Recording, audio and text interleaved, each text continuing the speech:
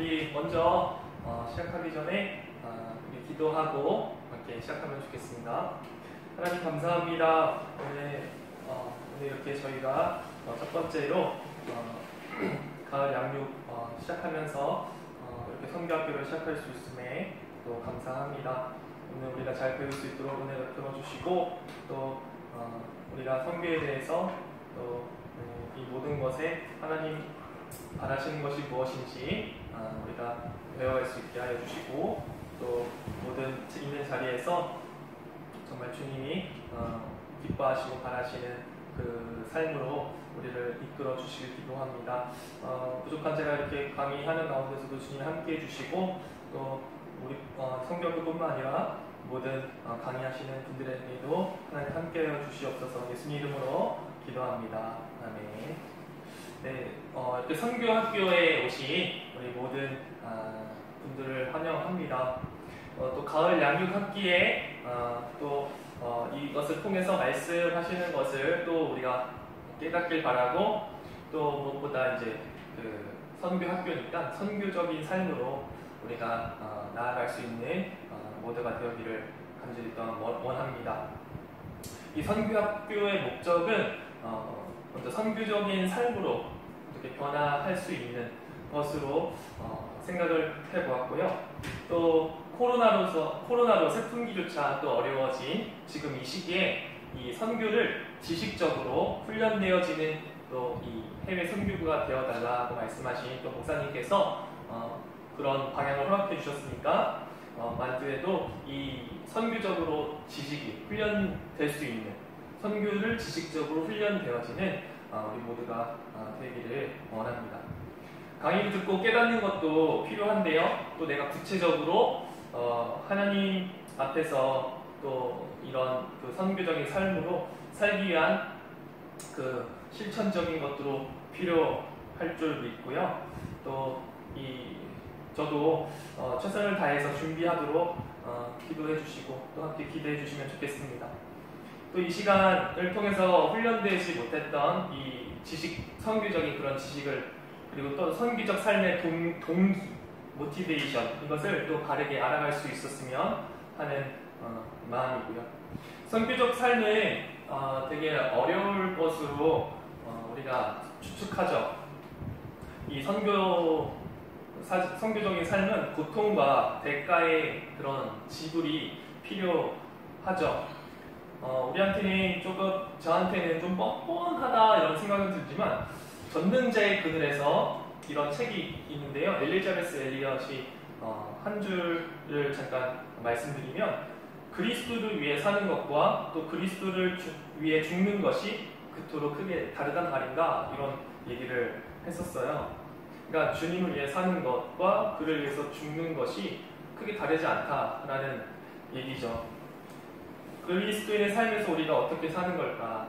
또 우리가 스스로 알아가면서 또 우리는 내가 그렇게 살 수는 없는 존재지만 우리가 먼저 그렇게 선교적인 삶을 살았던 선교사님들과 또 이렇게 순교했던 모든 사람들 그런 사람들을 돌아보면서 또한 예수님을 생각하면서 또 지식적으로 훈련된 삶, 또 그리스도의 삶을 우리가 살아가기를 우리가 원합니다. 명칭이 이제 선교학교니까 숙제를 제가 내리도록 내드렸는데요. 존 파이퍼 목사님이라고 굉장히 이제 유명하신 목사님이 계세요. 신학적으로나 목회적으로나 이분이 쓰신 열방을 향해 가라 이 책이 있어요. 이 열방을 향해 가라 모두 다 받으신 줄 생각하는데요. 이 책을 읽으시고 자유롭게 레포트를 쓰시면 됩니다. 분량은 5쪽 안쪽으로 써주시면 고맙고요. 자유롭게 써주시면 되고요. 한 장도 괜찮습니다. 쓰실 때 그냥 깨달은 거나 부담 없이 책 읽고 나서 필요한 거, 또 내가 감동받은 거, 도전받은 거, 여러 가지 또 장점, 단점 이런 것들 있잖아요. 그런 것들 잘 이렇게 또 정리를 해야겠다 그렇게 써주실 분도 어떻게든 자유롭게 또 5쪽 안쪽으로 써주시면 좋겠고요.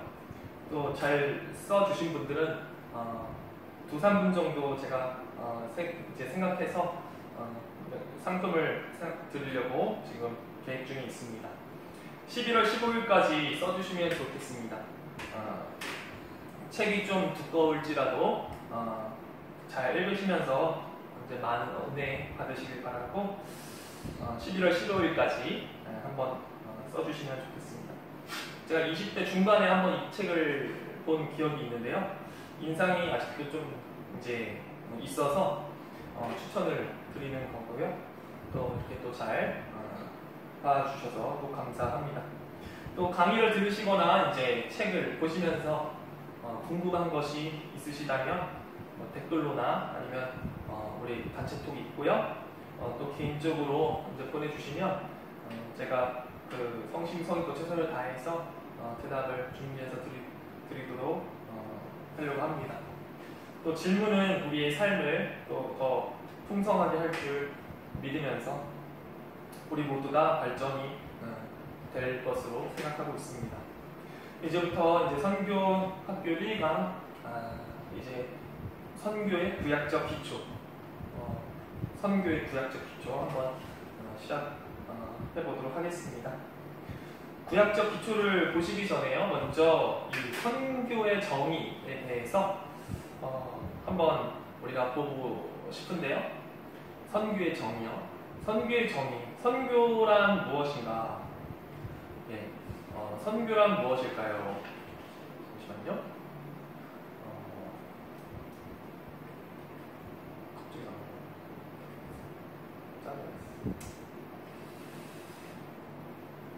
예.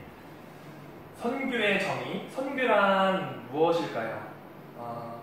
선교하면 어떤 마음과 또 생각이 드십니까?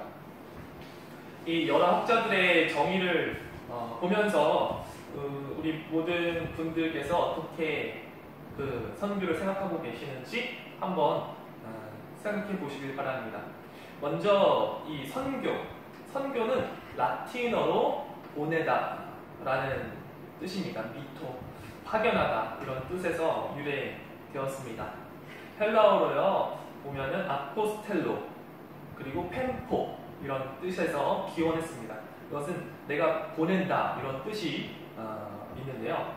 만약 어떤 정부가 외교관을 이제 보낼 때 정치적인 임무 그리고 수행을 위해서 그 특별한 임무를 이제 주고 파송하게 될 때 미션이라는 말을 쓰는데요. 1544년에 그 천주교 예수의 선교단체 대표 이그나티우스 로욜라와 그리고 제이콥 로이녀에 의해서 기독교 신앙이 이제 전파를 묘사하기 위해서 처음 사용되었고 그리고 17세기에 널리 사용됐습니다. 초대교회부터 중세까지 이르는 이 복음 전도는 교회의 당연한 그 필수 사명인 줄로 인식하고 있었기 때문에 이 미션이라는 단어는 사용하지 않았던 것으로 우리가 보고 있습니다.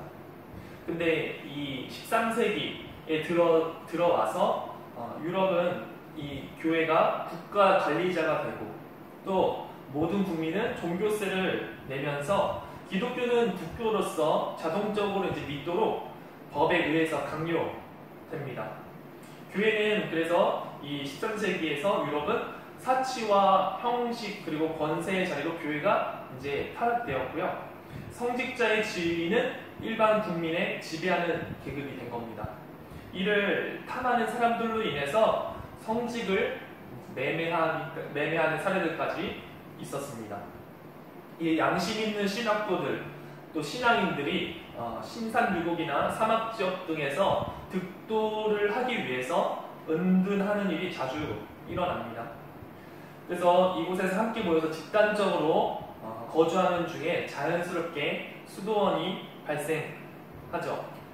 그 후에 이제 수도원은 그 기도와 명상 그리고 깊은 성경 연구로 크게 깨닫거나 주님의 사명을 느낀 자 중에 복음 사역을 위해 나서는 자가 있어 공식적으로 인정하여 보낼 때 그들을 미셔너리, 선교사라고 부르며 보냈습니다. 남아프리카 공화국이 영향력 있던 선교학자라고 불렀던 데이비드 보시라는 분이 계세요. 이분이 변화하고 있는 선교, 또 변화하는 선교라는 책을 썼는데요. 그분이 선교회를 이렇게 정의합니다. 기독교 신앙은 본질적으로 선교적이다. 기독교 신앙의 이 차원은 선택할 수 있는 부가물이 아니다. 기독교는 본질상 선교적인 신앙이다. 그렇지 못할 때 기독교는 자신의 존재의 이유를 부인하는 것과 같다. 그러면서도 이렇게 얘기해요. 궁극적으로 선교는 정의할 수 없다. 그것은 결코 우리 자신의 인식의 좁은 한계 속에 갇혀서는 안 된다. 우리가 희망할 수 있는 최상의 것은 선교의 정확한 의미에 근접하여 형식화하는 것이다. 라고 이렇게 씁니다. 한국 성서대학교의 박영목 교수라는 분은요, 이렇게 얘기합니다. 선교란 무엇인가? 선교는 예수 그리스도의 선교의 연장선에서 사단 마귀를 멸하는 것이다. 선교란 무엇인가? 선교는 복음이 아직 알려지지 않았거나 충분히 알려지지 않은 미전도 종족들에게 선교기관 혹은 자발적 단체를 통해 복음을 선포하는 교회의 의식적 행위다. 덧붙여서 이렇게 얘기하는데요. 선교사는 주님을 따르는 사람이다. 주님의 가치관으로 변화된 사람이며 그 변화로 주님의 제자를 양육하는 사람이다. 주님의 뜻대로 살아가는 사람이기에 선교사는 그 삶 자체가 선교이다. 라고 얘기합니다. 선교사는 그 삶 자체가 선교이다. 앤드류 커크라는 사람이 또 있습니다. 이분은 선교란 무엇인가에서 이렇게 씁니다. 세계운동은 교회의 삶 가장 한가운데 있기 때문에 그것은 그 교회의 현실의 한 양상으로 생각되기보다 세계 선교운동이 교회의 현실의 한 양상으로 생각하는 것이 아니라 오히려 교회의 본질을 규정하는 것으로 생각해야 한다고 하는 것이죠. 선교를 교회가 감당해야 할 때는 그 의무 가운데 하나로 전락시키지 않는 한 교회는 본질적으로 선교적이다. 교회가 선교적이기를 포기하는 것은 스스로 교회되기를 포기하는 것과 같다. 그러므로 교회의 자기이해와 정체성에 대한 교회론적 인식은 근본적으로 세상 끝날까지 예수 그리스도의 복음을 전하고 그 복음을 따라 살아야 할 소명과 밀접한 관계가 있다. 선교 운동에 대한 강력한 사명 의식이 없으면 교회는 보편적이거나 사도적인 신앙 공동체로 여겨질 수 없다. 오늘날 교회가 자기 정체성, 자기 정체를 제대로 파악하지 못함으로써 사람들은 단순히 교회적 삶과 전통을 유지하는 것이 대안적 선택인 양 생각해왔다. 그러나 그것은 결코 대안적 선택이 될 수 없다. 만약 교회가 단지 자기를 위해서 존재한다면 교회는 자기 자신을 부정하게 된다. 다시 말해서 그 교회는 십자가에 달리시고 부활하신 예수 그리스도에 의해 존재하도록 부르심을 받은 공동체가 아닌 다른 그 무엇이 되고 만다. 선교는 우리의 기독교적 삶의 근본적인 현실이다. 우리가 그리스도인인 까닭은 우리가 인류 전체를 위한 하나님의 목적을 성취하기 위해 하나님과 함께 동력하도록 하나님에 의해 부르심을 받았기 때문이다. 이 세상에서 우리의 삶은 선교를 수행하는 삶이다. 삶은 단지 그것이 선교적인 차원을 가지는 한에서만 어떤 목적을 가진다. 라고 말합니다.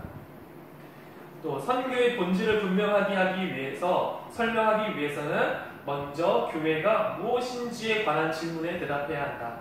교회는 전적으로 하나님께서 설정하신 목적을 위해 존재합니다.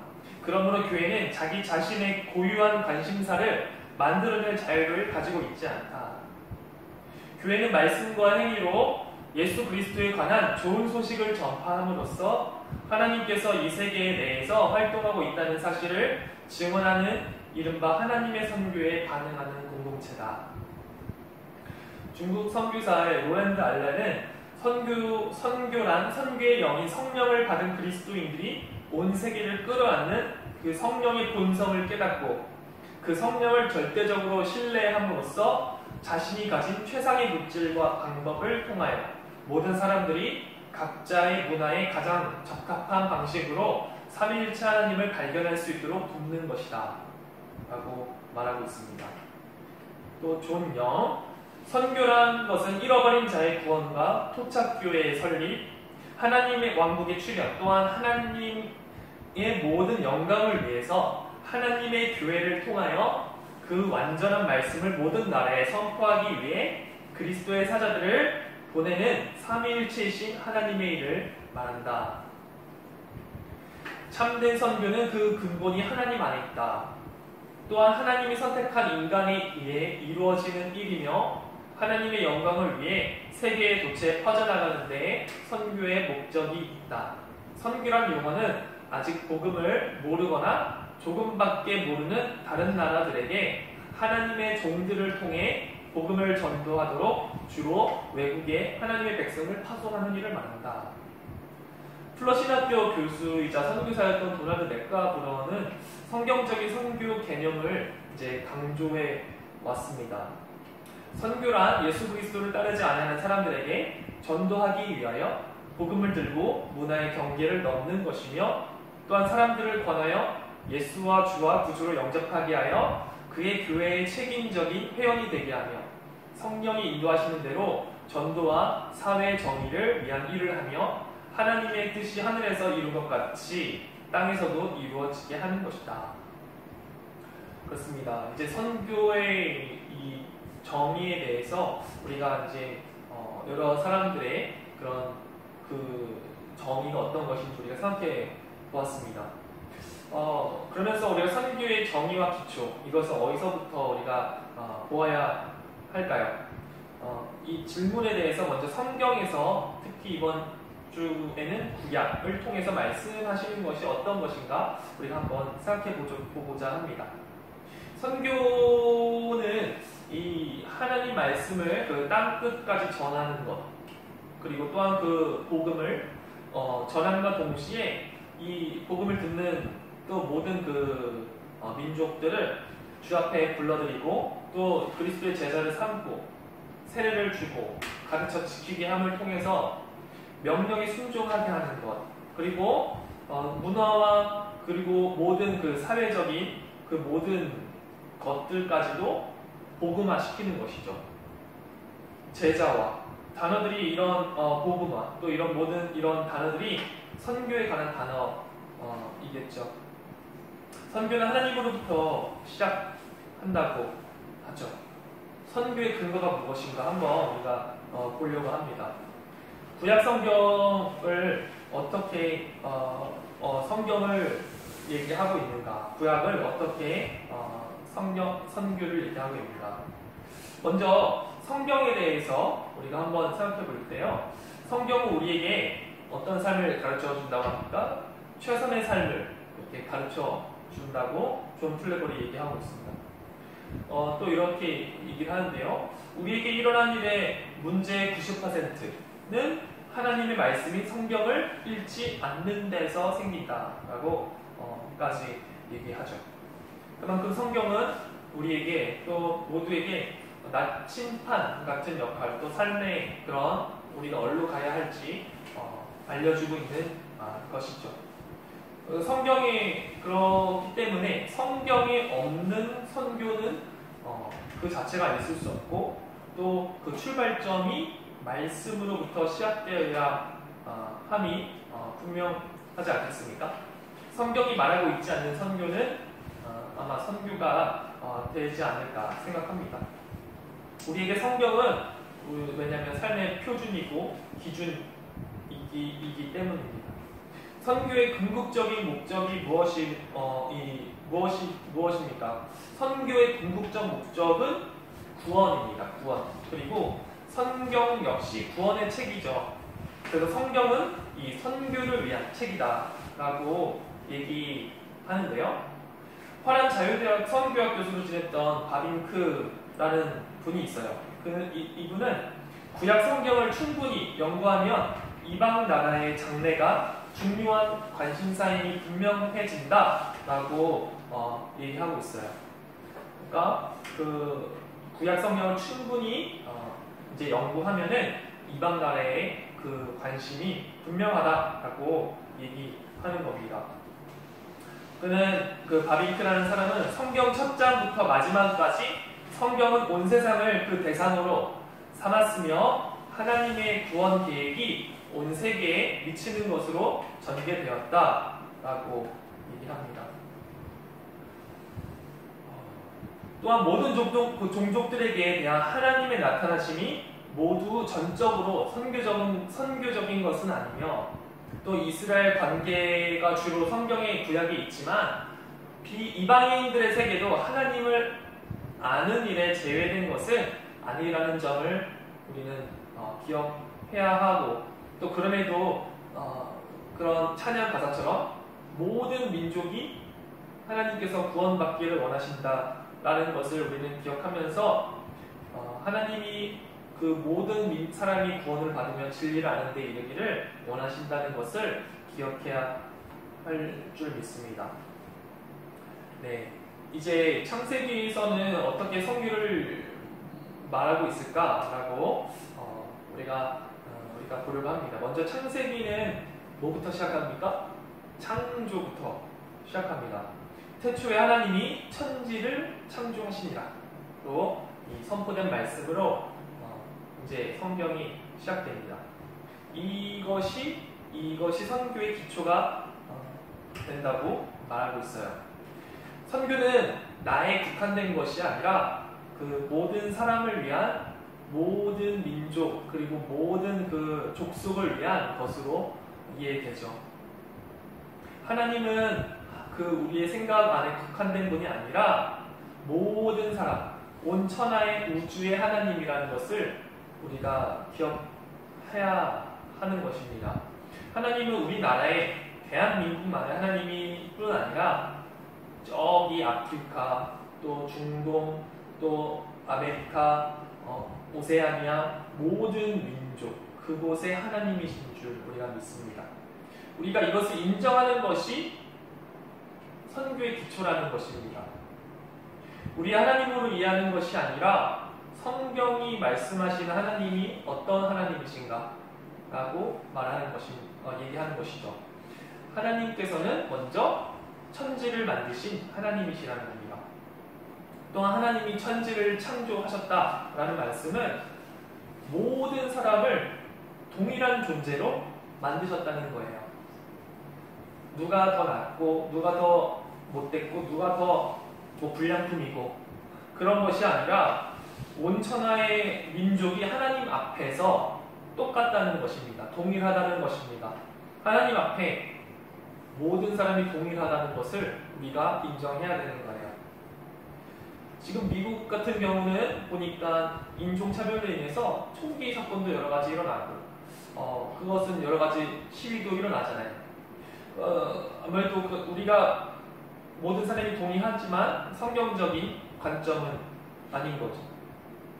민족 그리고 우리가 어떤 흑색인 또 백색인 황색인 그리고 빈부격차 이걸 떠나서 예수님 앞에서 하나님 앞에서 창조주 앞에서 모든 사람은 다 똑같다라는 것입니다.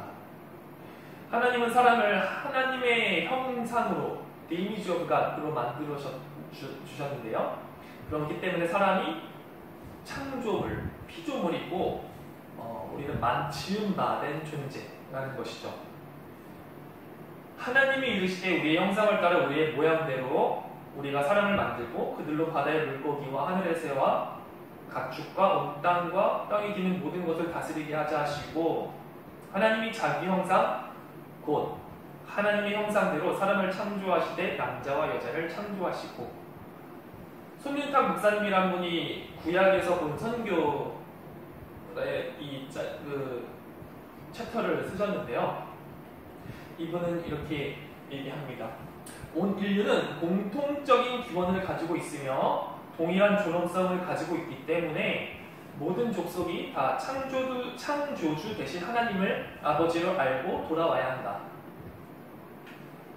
스콘모로 또 게리 네기라는 이 사람은요 이렇게 또한 쓰는데요. 하나님께서 아담과 하와를 지으신 사실이 인간으로 빚진 상태에 있게 하는데 이 빚은 결코 온전히 갚을 수 없는 것이다. 모든 사람이 다 하나님께 말미암아 존재하고 있다.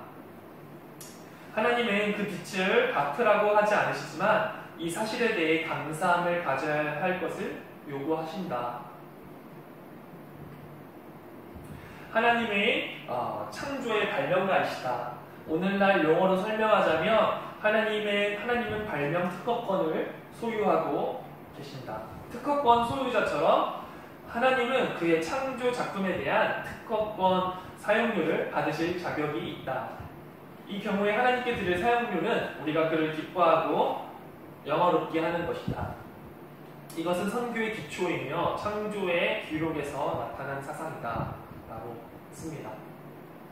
근데 애석하게도 이 창세기 3장에 보면은 하나님과의 관계, 또 하나님을 기뻐한다는 그것은 이제 타락으로 우리가 사단의 그 꼬임에 넘어가게 되죠. 타락은 하나님과의 약속을 어긴 것입니다. 먹지 말라 했던 그 선악과를 먹었고요. 이것으로 인해서 하나님과의 약속이 어겨졌고 불순종을 통해서 범죄를 지음으로 모든 사람이 죄를 범하게 되었습니다. 하나님의 형상은 고장이 났습니다. 그리고 온 세상도 그렇습니다.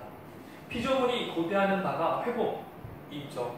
기독교 선교의 핵심은 예수님을 통해서 오늘날 실제하는 인간, 즉 죄 아래 있는 인간을 본래적인 인간으로 회복하는 것이죠.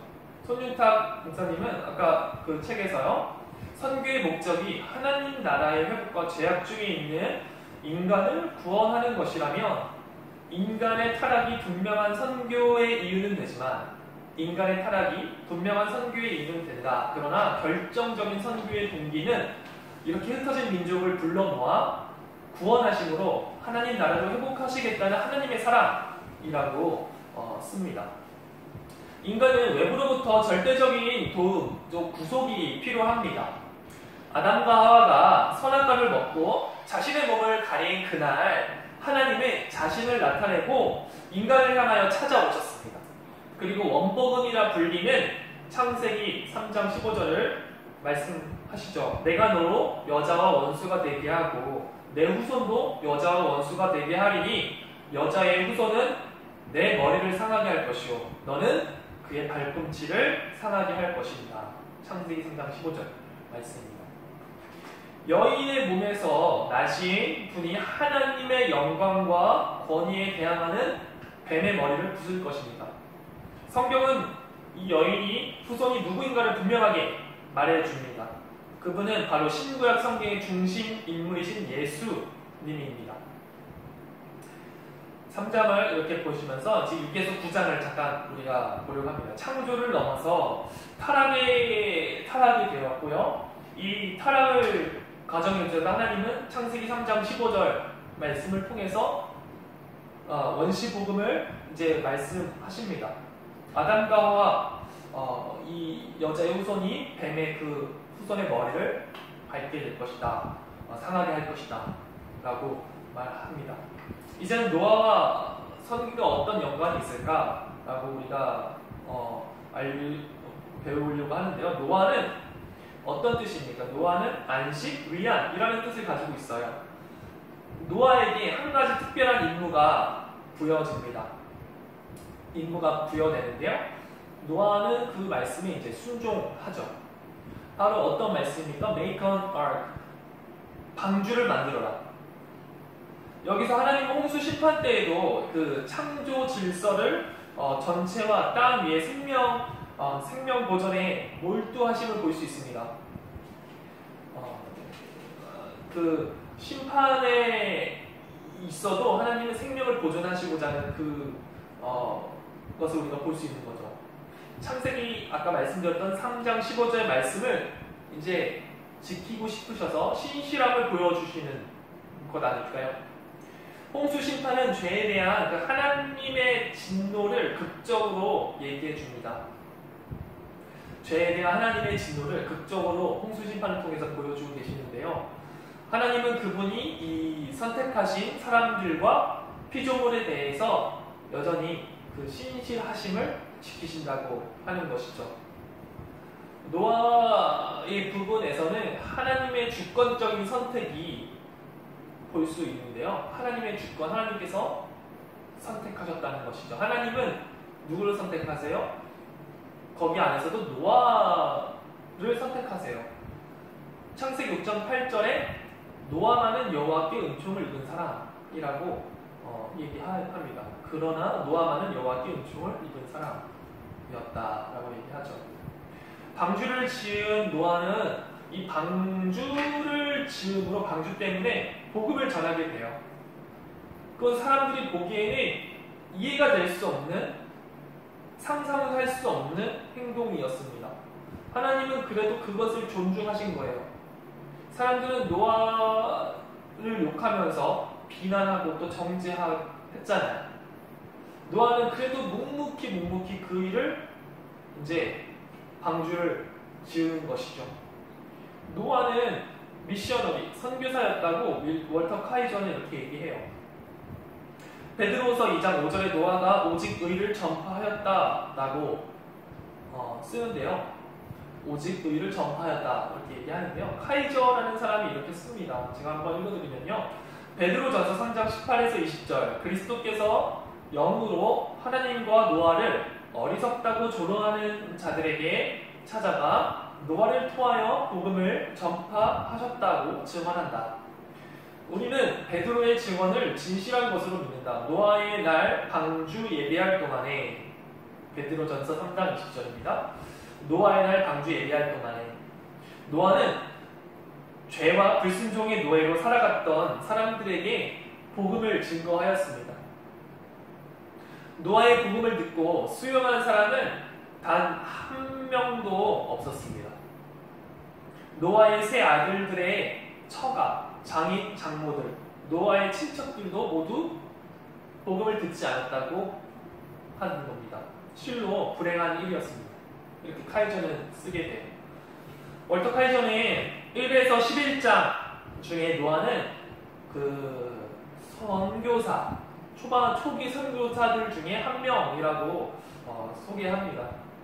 그는 자기 시대 사람들에게 노아는 그 시대 사람들에게 경고의 메시지를 전하도록 보냄받은 사람이라는 것이죠.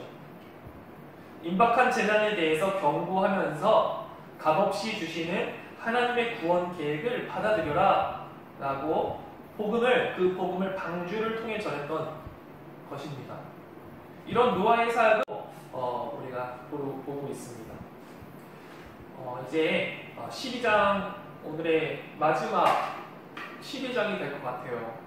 이제 모든 민족을 위한 성경에서 말하고 있는 그 창조의 간섭, 한 특별한 민족에게 집중돼요. 12장은 아담의 타락 그리고 가인의 살인, 또 죄악의 이제 넘침으로 인해서 홍수 심판이 이루어지고 바로 그 전에 바벨탑 사건이 일어나면서 흩어지게 됩니다. 과연 열방한테 미래가 있을까 하는 그 배경에서 복을 주시는 하나님의 결정이 아브라함과 맺은 언약이라고 할 수 있겠습니다. 알리스라는 사람이 있어요. 이 사람은 아브라함의 소명은 구약에 나타난 첫 선교 명령이다 라고 합니다. 창세기 12장은 여호와께서 아브라함에게 이르시되라는 말로 시작됩니다. 이 말씀은 성경 전체를 여는 열쇠다라고 존 스토트 목사님은 그렇게 얘기하세요. 창세기 12장이 성경 전체를 여는 열쇠다. 창세기 1에서 11장은 이 말이 나오기까지 서론 역할을 하는 셈이며 창세기 1에서 11장은 서론 역할을 말하는 셈이고 성경 나머지 부분들은 이 말에서 이어져, 그러니까 창세기 12장이죠. 12장에서 이어져 이 말씀을 성취하는 내용이다 라고 얘기합니다. 존 스토튼 목사님은 이렇게 쓰고 있어요. 언뜻 보기에는 온 땅이 여호와께서 하나님의 관심을 아브라함한테 국한시키고 있는 것 같아 보이지만 그렇지 않은 것은요. 이 벨푸일이라는 사람이 있어요. 이 사람은 여호와께서 아브라함과 이스라엘을 선택하신 것은 온 열방과 관련되는 일이며 이스라엘을 택하신 것은 그분의 우주적 관심과 계획을 나타내시기 위한 준비 단계일 뿐이라고 얘기합니다.